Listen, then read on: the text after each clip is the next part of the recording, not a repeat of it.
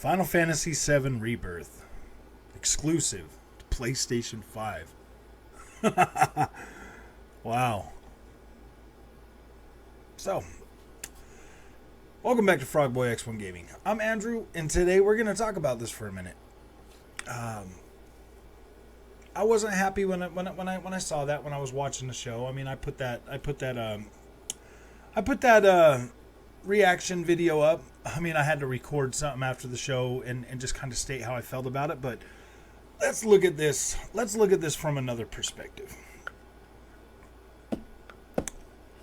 This does kind of suck for Final Fantasy fans. You know, if you're on the Xbox, man, I waited a minute before I made this video because I was on Twitter and I was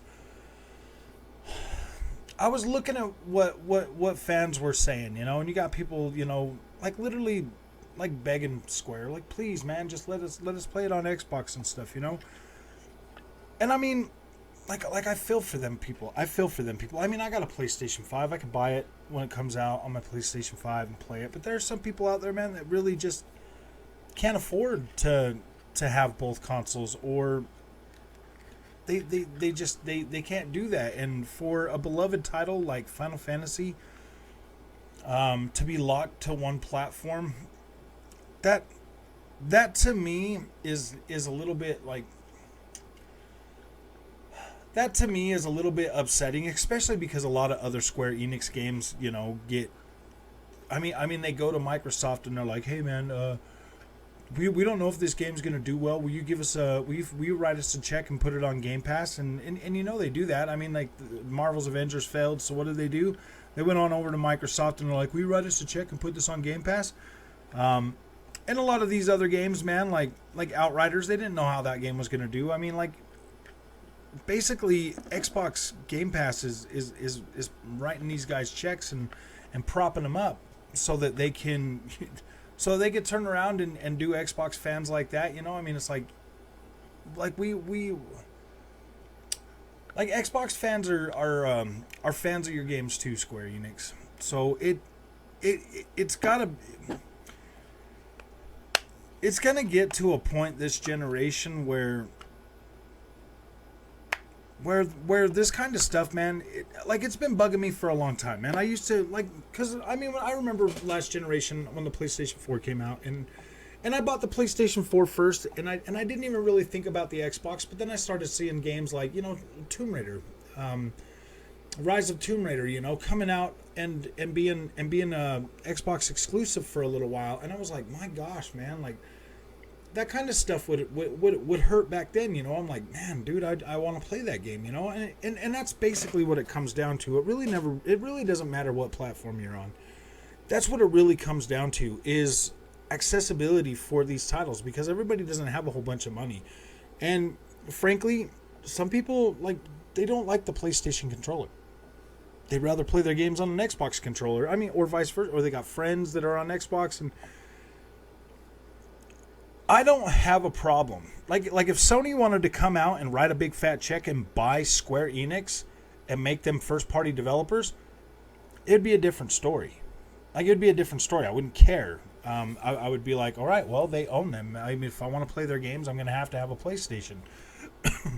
But for them to money hat third party games, it's getting pretty ridiculous with Sony. And to tell you the truth, it really just feels scummy. Everything about Sony this generation just feels scummy. Like, literally scummy. Like, they go out of their way to try to money hat certain titles to prop up their console. I mean, if it didn't take their developers 5 freaking years to build a DLC, then maybe they wouldn't have to do that. I mean, I'm frustrated with Sony this generation, and it's things like this that really, like, push me over the edge to the point where I'm like, what are they doing, man? Like, they've done this for so long, and I was so blind to it for so long because I was a Sony freaking fanboy. And I was so blind to it. I didn't see how they were able to have such a stranglehold on the market. But now that, you know, I like to play on Xbox,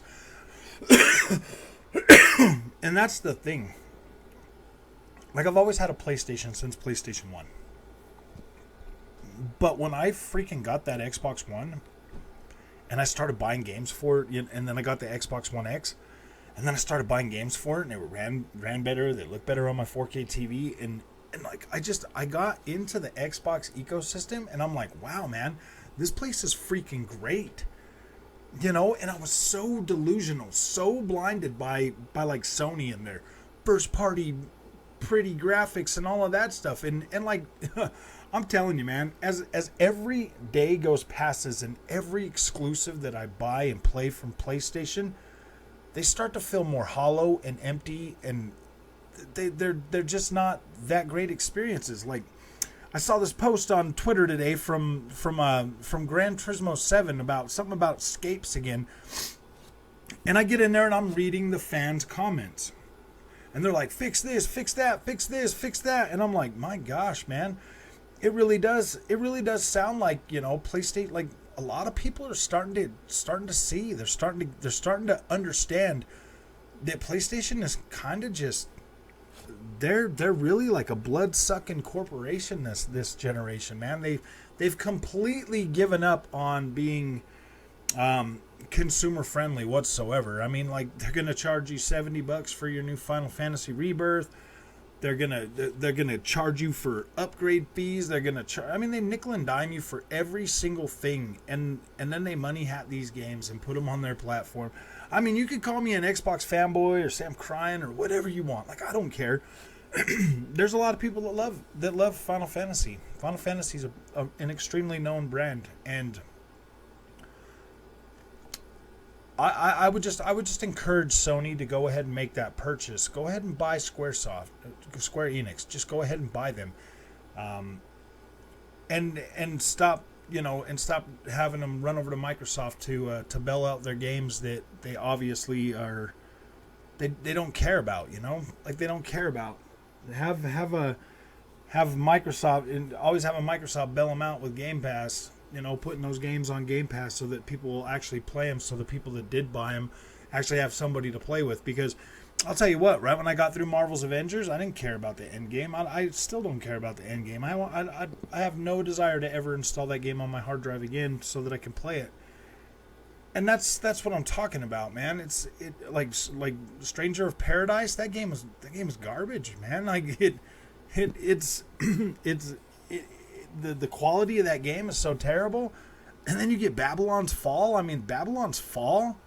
Seriously, man, I feel bad. Like, I literally feel bad for everybody that paid $60 for that game at launch. Like, that just sucks, man.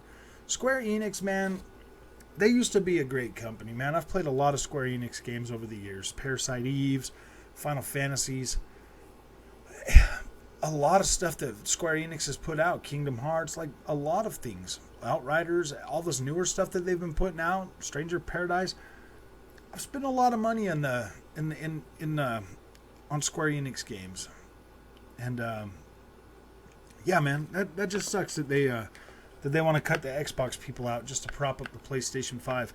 Maybe if the PlayStation 5 was a good system, an actual good freaking console, maybe they wouldn't need to prop it up so much. Maybe it would just sell itself. But man, I get it, and I do feel bad. I do feel bad for PlayStation once the Activision deal goes through. Like, I feel bad for them when everybody's buying an Xbox so they can play Call of Duty on Game Pass.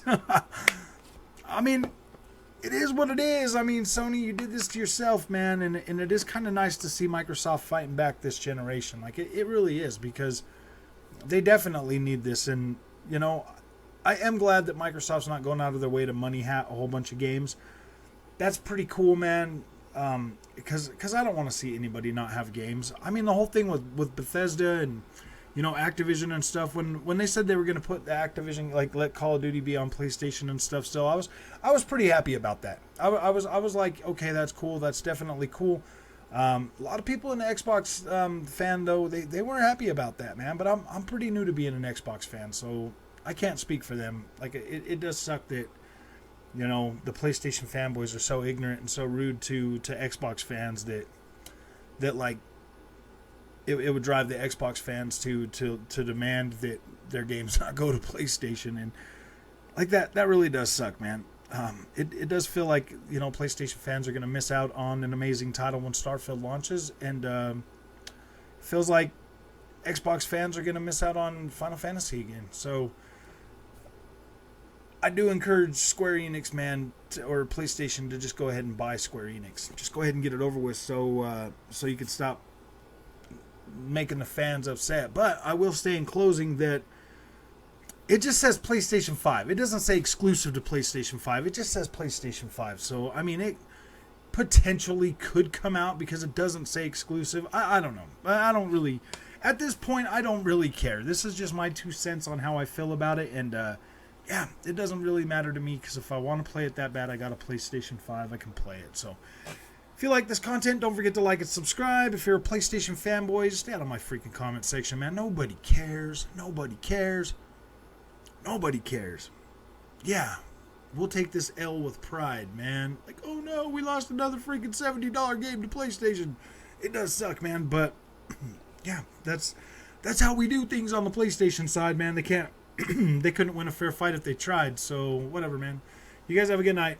Don't fill up my comment section, fanboys. Don't do it. I'll see you guys in the next one.